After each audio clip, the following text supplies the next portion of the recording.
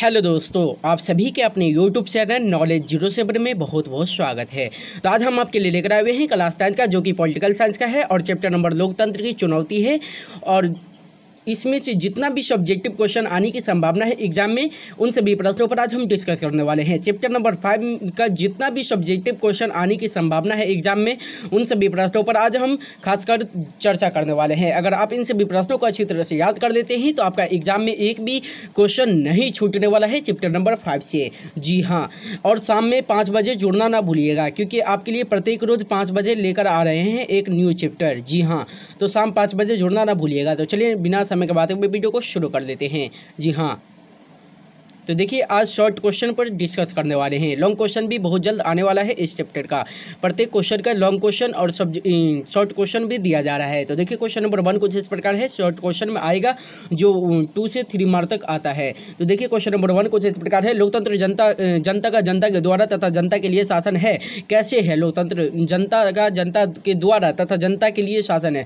ये किसने बोला था? अब्राहम लिंकन ने कहा था। ये भी ध्यान रखिएगा। तो देखिए कुछ उत्तर इस प्रकार है। लोकतंत्र में शासन की ओर से जो भी विकासात्मक कार्य होते हैं वो सभी जनता के हित में होते हैं। जो भी कार्य होता है वो क्या होता है? शासन लोकतंत्र के लिए होता है, वो सभी जनता के हित में ही होता है और जनता के लिए होता है। जो भी काम होते हैं वो सब जनता के निर्वाचित प्रतिनिधियों के द्वारा होता है। जो भी काम होता है वो जनता के जो निर्वाचित है उसके प्रतिनिधियों के द्वारा होता है और जनता के द्वारा होता है।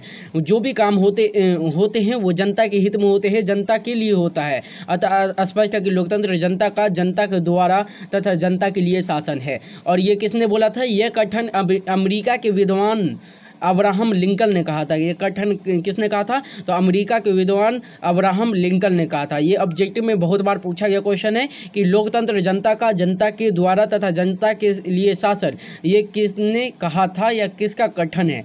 तो अब्राहम लिंकन ने कहा था। ध्यान रखिएगा। और वो कहाँ के थे? तो अमेरिका के थे। ध्यान रखिएगा। चलिए नेक्स्ट क्वेश्चन को देख लेते हैं, क्वेश्चन नंबर 2 को। जी हाँ, तो देखिए क्वेश्चन नंबर 2 कुछ इस प्रकार है आपके लिए। तो देखिए आपके लिए मोस्ट इंपोर्टेंट क्वेश्चन लाया जा रहा है। जी हाँ, तो देखिए क्वेश्चन नंबर 2 कुछ इस प्रकार है। आप सभी को पीडीएफ भी मिलने वाला है साथ में। देखिए तो परिवारवाद क्या है? जी हाँ, परिवारवाद क्या है? तो कुछ इस प्रकार उत्तर है। सत्ता का हस्तांतरण एक पीढ़ी से दूसरी पीढ़ी को सौंप देना परिवारवाद है। एक पीढ़ी से दूसरी पीढ़ी को सौंप देना है, वो क्या है? एक परिवारवाद है। यानी कि जैसे पिता मर गया तो बेटा को दे देता है, तो इसी को क्या बोलते हैं? परिवारवाद है। भारत में इसका नंगा नाच पंडित जवाहरलाल नेहरू और इंदिरा के समय से ही चला आ रहा है। उस परिवार द्वारा कुछ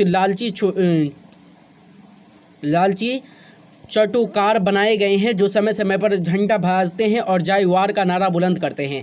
जो समय समय पर क्या करते हैं? झंडा भाजते हैं और जय वार का नारा बुलंद करते हैं। देखा देखी छुटमैया नेताओं में भी यह प्रथा चल पड़ी है। मानो भारत में लोकतंत्र ना होकर राजतंत्र हो। भारत में लोकतंत्र ना होकर राजतंत्र हो। निश्चित ही इसके जड़ में धन बल है। जी हाँ, तो परिवारवाद भी बहुत ही मोस्ट इंपोर्टेंट क्वेश्चन है, तो आप लोग याद जरूर कर लीजिएगा इन सभी प्रश्नों को। चलिए नेक्स्ट क्वेश्चन को देख लेते हैं, क्वेश्चन नंबर 3 को। जी हाँ, तो देखिए क्वेश्चन नंबर 3 कुछ इस प्रकार है।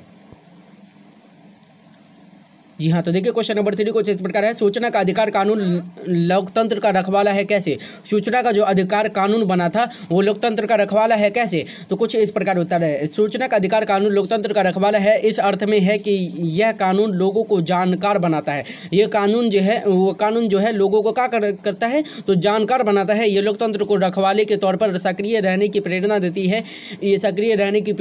है। यह कानून भ्रष्टाचार पर अंकुश लगाता है। यह कानून जो है भ्रष्टाचार होता है तो उसे अंकुश लगाता है, रोकता है। यह कानून लोकतंत्र को मजबूत भी बनाता है। यह कानून जो है लोकतंत्र को मजबूत भी बनाता है। राजनीतिक दल इससे शिक्षा ग्रहण करते हैं। राजनीतिक जो दल है इससे शिक्षा भी ग्रहण करते हैं। जी हाँ, तो 3 नंबर क्वेश्चन का कुछ इस प्रकार उत्तर था। तो चलिए नेक्स्ट क्वेश्चन को देख लेते हैं, क्वेश्चन नंबर 4 को।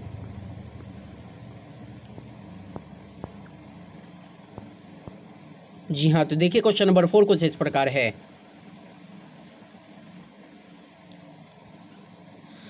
गठबंधन की राजनीति कैसे लोकतंत्र को प्रभावित करती है? तो कुछ इस प्रकार उत्तर है। गठबंधन की राजनीति अनेक प्रकार से लोकतंत्र को प्रभावित करती है। गठबंधन की जो राजनीति है अनेक प्रकार से लोकतंत्र को प्रभावित करती है। गठबंधन में शामिल होने वाले राजनीतिक दल अपना वर्तमान तो सुधारना चाहते ही हैं, भविष्य भी सुरक्षित करना चाहते हैं। गठबंधन में जब चले जाते हैं तो वो राजनीतिक दल अपना वर्तमान तो सुधारना चाहते ही हैं, लेकिन फ्यूचर भी सुरक्षित करना चाहते हैं। शासक पार्टी का उन पर अंकुश रखना आसान नहीं होता, क्योंकि यदि अंकुश भी की बात की गई तो वो समर्थन वापस ले लेंगे।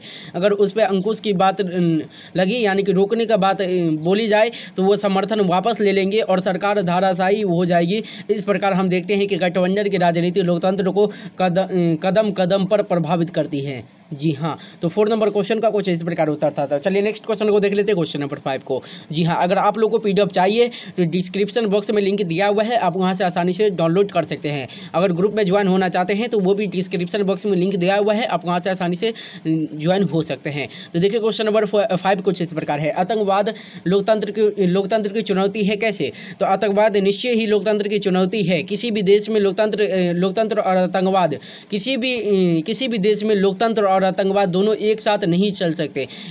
आतंकवाद दोनों एक साथ नहीं चल सकते। लोकतांत्रिक शासन स्थिर शासन की पहचान है। लोकतांत्रिक शासन जो है स्थिर शासन की पहचान है, जबकि आतंकवादी कब कहाँ क्या कर बैठे इसका कोई निश्चित नहीं रहता। आतंकवादी जो होता है वो कब क्या कर दे किसी को पता नहीं चलता, निश्चित नहीं रहता है। ऐसा नहीं है कि केवल भारत ही आतंकवाद से परेशान है। विश्व का सबसे बड़ा और सबसे पुराना और लोकतंत्री देश संयुक्त राज्य अमेरिका भी तबाह है और सदैव डरा रहता है। जो सबसे पुराना है लोकतंत्री देश वो संयुक्त राज्य अमेरिका है, ध्यान रखिएगा। संयुक्त राज्य अमेरिका भी तबाह है और सदैव डरा रहता है आतंकवाद से। यह बात दूसरी है कि आतंकवाद का जनक कभी अमेरिका ही रहा है। आतंकवाद के जनक भी अमेरिका को ही कहा जाता है। ये ऑब्जेक्टिव में भी आ जाता है कितना बार, आतंकवाद का जनक किसे कहा जाता है? तो ऑप्शन में रहेगा अमेरिका, तो वहाँ पे सही ऑप्शन हो जाएगा अमेरिका, ध्यान रखिएगा। चलिए नेक्स्ट क्वेश्चन को देख लेते हैं, क्वेश्चन नंबर 6 को। जी हाँ, तो देखिए क्वेश्चन नंबर 6 कुछ इस प्रकार है। लोकतंत्र से क्या समझते हैं? लोकतंत्र से हमारी समझ बनती है कि लोकतंत्र ऐसा शासन जो देश की जनता के द्वारा निर्वाचित सदस्यों द्वारा चलाया जाता है।